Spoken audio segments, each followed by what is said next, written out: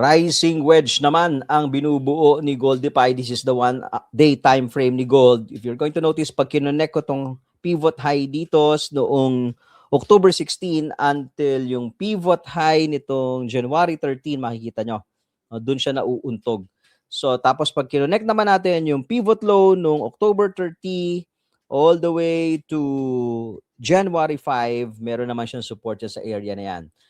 Rising wedge is a bearish pattern. If it breaks to the downside, ang target niyan is the bottom of the wedge. Again, kung babasag pababa. Alright, so we might probably see a correction kay Goldify kung babasag yan pababa. Until hindi bumabasag, ang probability na gawin ni Goldie is tumulay lang sa loob nitong rising wedge until mag-decide siya kung babasagin pa ba niya.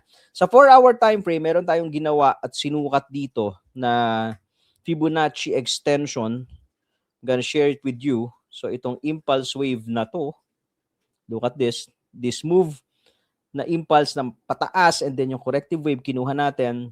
Look, what we can see is nandun tayo sa 0.618 na uuntog. Alright?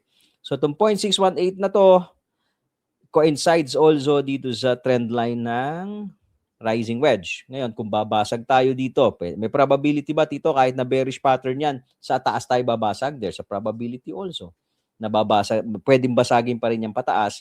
Ang next target niyan, based on the Fibonacci extension, nasa around 5,000 na. Okay, 5,032. Yan yung 1.618.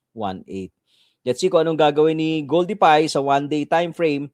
Pero kami kasi sa mga TIPI traders natin, yung magamit ng TIPI trading system natin, gamit natin 1 hour pababa. Diba? So gumagamit kami ng 15 or ng 5-minute time frame. So sa ngayon, consolidating lang siya.